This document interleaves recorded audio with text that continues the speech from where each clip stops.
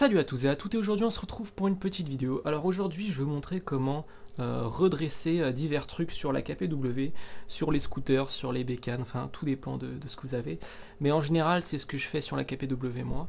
En fait là aujourd'hui il y avait une petite tempête, j'ai laissé la bécane normale quoi sur sa béquille et c'était le début de la tempête, tu vois. Donc il y avait rien et là d'un coup un putain de vent qui arrive, la bécane par terre. Alors bien sûr, elle est tombée du côté du frein, donc j'ai essayé de le redresser, etc. etc.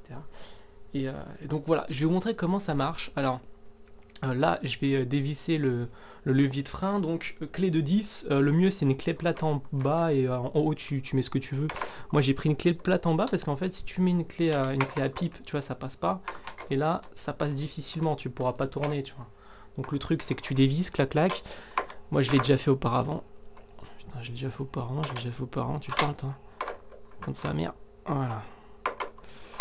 Donc le but c'est de ne pas racheter tout le temps les pièces, hein, parce que moi je vois souvent les gens, ils rachètent tout. C'est-à-dire ou même ils gardent comme ça, tu sais. Genre ils sont tombés, le levier de frein est pété. Donc tu as un petit écrou de 10, hop. Le levier de frein est complètement tordu, les mecs ils restent comme ça, ils gardent le levier de frein tordu. Ils essaient même pas de faire quelque chose, tu vois. T'as une petite vis comme ça. J'espère que vous allez bien voir parce que j'ai pas le retour. Et ça, c'est ton levier de frein. Donc moi ce que je fais, c'est que je le huile en fait, là où il y a la vis. C'est toujours mieux qu'il y ait de l'huile. Enfin, je le graisse plutôt. Je mets de la graisse. Je sais pas c'est quoi comme graisse, mais c'est de la bonne graisse. C'est de la graisse industrielle. Alors voilà, ça c'est pour le levier de frein. C'est très simple à démonter, il n'y a pas de souci. De toute façon là ça peut pas se fuir. Si ça fuit c'est que franchement tu as un problème au niveau du mécanisme de frein. Voilà, c'est une autre histoire. Donc là je vais vous montrer comment on dévisse le sélecteur de vitesse. Je l'ai déjà fait mais je vais vous montrer, donc à tout de suite. Donc voilà, là tu as ton levier de vitesse, je l'ai remis en place comme ça tu pourras voir. Le mien est rouillé, c'est pour ça que je devais le démonter pour le repeindre. Alors le truc c'est que c'est très simple à démonter le levier de vitesse. Ici, tu as une sorte d'articulation, tu vois. L'articulation en fait, elle permet d'être encliquetée dans le levier de vitesse. C'est relié à ça et ça c'est relié à la boîte de vitesse, ok. Et en fait, le levier de vitesse est maintenu au châssis par... Alors c'est une vis de 10 avec un joint plus un écrou, plus une rondelle. Hein. Donc là, clac, c'est vissé. Ok, on est d'accord. Donc ça, c'est fixé au châssis. Et donc, ta pédale est fixée par là au bas moteur, d'accord. Et donc, en fait, ce qui fixe la pédale à l'articulation, c'est juste ça. Tu vois, je sais pas si tu vois bien la caméra. Là, peut-être que tu verras mieux, ou là, je sais pas trop. Et donc en fait c'est ça. Donc comment ça marche? Tu dévisses. Premièrement tu dévisses ici. Donc vis, rondelle et joint. Clac. Donc là maintenant ta pédale bouge. D'accord. Alors après dans ton articulation donc tu as ceci. Alors la tige qui est là, elle est dans l'articulation. Et en fait, le truc que tu vas devoir faire, c'est que tu vas devoir tourner cette pièce, d'accord? Donc tu tournes la pièce et tu l'enlèves comme ça, d'accord? Ça va être très simple, hein. Tu verras, tu as juste besoin d'appuyer dessus, tu tires. C'est pas facile à expliquer parce que il faudrait que je vous montre en détail, mais au final c'est vraiment très simple. T'as rien besoin de toucher, t'as pas besoin de toucher au vis ni rien. Après, pour le retirer, tu vois que ça bloque. Donc ce que tu vas faire, c'est que tu vas y aller en force. De toute façon, tu n'as pas trop le choix. Hein. Tu vas y aller en force. Donc là, tu as ton cale-pied. Tu vas appuyer sur ton cale-pied légèrement. Et après, tu vas tirer. C'est extrêmement simple. Et voilà. Après, pour remonter, ça sera le chemin inverse. Donc tu vas mettre de la graisse d'abord. Pour éviter la rouille. Et hop. Ah tiens, ça passe pas. Donc là, tu tires. Hop. Tu le fais rentrer. À une main et demie, c'est pas très facile. Quoique c'est pas facile du tout en fait. Voilà.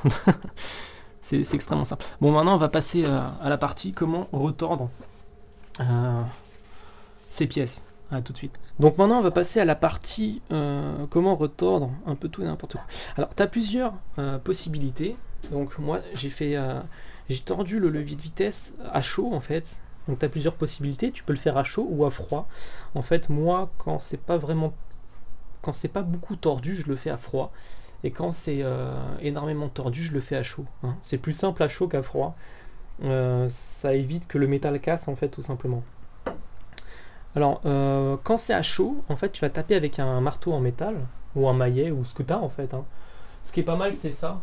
Je vais te montrer. Un bon petit marteau comme ça, là, c'est pas mal, tu vois, tu tapes. Clac, clac, clac, clac, clac, clac, clac, clac, clac, clac, clac. Ou sinon avec des pinces. Ou sinon, ce que tu peux faire, c'est que tu bloques ça dans l'étau. Là, tu bloques dans l'étau. Ensuite, tu détors avec une pince. C'est peut-être mieux avec une pince. Ça dépend de quelle forme est ton sélecteur. Là, pour les sélecteurs de la KPW, ça sera plus simple avec une pince. Parce qu'avec un maillet, tu risques de tordre au milieu. Voilà. Ensuite, donc, pour le sélecteur, tu fais ça avec à chaud et avec une pince. Et par contre, pour le levier de vitesse, en fait, c'est très simple. Moi, je le fais à froid. Avec un maillet en plastique en fait, plastique résistant, c'est pas du plastique mou, c'est du plastique assez résistant quand même. Alors pour la boule, là tu vois que tu as une boule, moi je le mets à plat comme ça, tu vois, tranquillement, et en fait je vais taper comme ça, fort hein, quand même, tu vois, tu fais comme ça, tu vois, tu le fais assez fort parce que je peux pas taper fort en te parlant sinon tu vas rien entendre. Alors tu vois, tu tapes, clac clac clac clac clac, dans ce sens là, clac clac clac clac clac clac, pour essayer de remettre la boule un peu droite, tu vois. Parce qu'elle n'était pas complètement droite hein, à l'origine. Elle était quand même... elle suivait la courbe. Alors ensuite, il se peut que ton lever de frein soit un peu courbé d'un côté, tu vois. Donc là, par contre, si tu tapes, tu auras une prise tellement faible que tu risques de te faire mal ou tu risques de casser quelque chose, tu vois. Parce que imagine, tu vas dire ouais mais si je prends par là et que je tape là, ouais mais ça risque de casser. Tu vois. Donc moi ce que j'ai fait, c'est que j'ai pris, c'est un peu comme du polyester mais c'est plus caoutchouté, c'est de l'EPP en fait. J'ai mis de l'EPP sur les parois de l'étau pour pas abîmer la pièce en fait tout simplement. Hop, je vais te montrer vite fait. Donc j'ai mis un côté là, et au milieu j'ai mis ma pièce, d'accord. Ensuite, ce que j'ai fait, c'est que j'ai resserré l'étau, et tout simplement, bah en fait, en resserrant l'étau, ta pièce va se remettre droite toute seule. Si c'est pas encore assez droit, donc tu essayes de prendre une partie où il n'y a pas de... Bah, en fait, tu vas voir que là, il y a une partie qui est faite pour qu'il n'y ait pas de jeu, en fait, sur le levier de vitesse. Enfin, le levier de frein. Donc tu vas essayer de pas abîmer cette partie, tu prends dans cette partie, là, tu bloques. Et après avec un maillet, toujours avec le maillet en plastique, donc tu bloques, tu bloques, clac clac clac, tu mets ton bois, ton EBP, enfin tu mets quelque chose pour protéger bien sûr, comme d'habitude, et en fait tu vas venir taper, comme ça, clac clac clac clac clac clac clac clac, et au fur et à mesure ça va devenir droit. Donc c'est vraiment très simple, en fait ça dépend vraiment de comment c'est tordu, mais on peut très facilement retordre ça en même pas 5 minutes. 5 minutes, le temps de tout démonter, le temps de tout retordre, le temps de tout graisser, le temps de tout remonter. En 5 minutes, c'est terminé. Donc tu vois, franchement, pas besoin de racheter un levier. Surtout si tu es en 50 et que 2 semaines après, tu vas encore te péter la gueule. Soit tu vas te péter la gueule, soit bah, ta bécane va tomber. Ah ouais, il y en a sur YouTube, ils sont pas mal, ils sont forts. Ouais. Ah si, je t'avoue. Donc, ça c'était pour le sélecteur de vitesse et le levier de frein. Ensuite, après, il y a la pédale de frein arrière de la KPW. Celle-ci, elle est pas facile à retordre. Elle est pas facile. Donc je pense que je te ferai un tuto spécial parce que je sais pas comment je vais la retordre. Parce que quand la bécane est tombée tout à l'heure à cause de la tempête, la pédale c'est aussi tordu. Mais je pense qu'il va falloir que je réfléchisse comment tordre ça facilement. Soit à froid, soit à chaud, je sais pas trop. Mais ça va pas être trop facile. Bon allez, sur ce j'espère que vous avez compris, hein. Si vous avez des questions n'hésitez pas, mais c'est vraiment ultra simple, hein. Si vous préférez racheter les pièces, bah faites pas chier racheter les pièces quoi les mecs. Si vous voulez faire ça tout seul, comme un grand. Si vous voulez vous démerder un petit peu par-ci par-là, comprendre comment ça marche, c'est simple. Hein. Vous essayez, il faut essayer.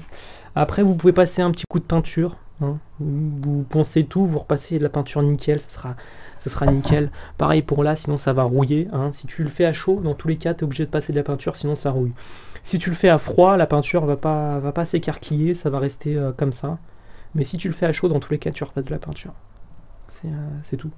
Donc voilà, c'est très simple. Pour le remontage, bah, c'est comme le démontage. Hein. Si tu as réussi à le démonter, tu réussiras à le remonter. Hein. Je t'ai montré, c'est vraiment ultra simple. Comment passer des vitesses sur la KPW50? On va poser cette question. Alors, c'est très simple. Là, tu as ta pédale de vitesse, tu vois. Donc elle bouge comme ça. Tu as ton pied. Alors, ce que tu fais, pour passer la première, tu vas vers le bas. Donc, vers le bas, la pédale remonte. Pour passer la deuxième, vers le bas. Pour passer la troisième, vers le bas. Quatrième, vers le bas. Cinquième, il n'y en a pas. Donc tu pourras pas, ça sera dans le vide. Pour rétrograder, en fait, tu vas appuyer avec le talon comme ça. Donc de quatrième, troisième, deuxième. Et jamais passer la première, ne jamais passer la première. Quand tu roules, il faut jamais passer la première. Pourquoi? Parce qu'en fait, dans la première, il y a tellement de couples. Ce type de moteur est complètement baisé. Hein. C'est n'importe quoi. Dans la première, il y a tellement de couples qu'en fait, si tu passes la première, ta bécane va freiner. Tellement il y aura de frein moteur, ta bécane va freiner. Et si tu vas trop vite, la roue va carrément se bloquer à l'arrière et va déraper. Donc ça, c'est un truc à savoir sur la KPW. Comme c'est une semi-automatique, tu peux pas gérer l'embrayage. Tu peux pas vraiment gérer l'embrayage. Quand la première est passée, tu peux peut-être même essayer de gérer l'embrayage, mais comme c'est une semi-auto, c'est pas génial.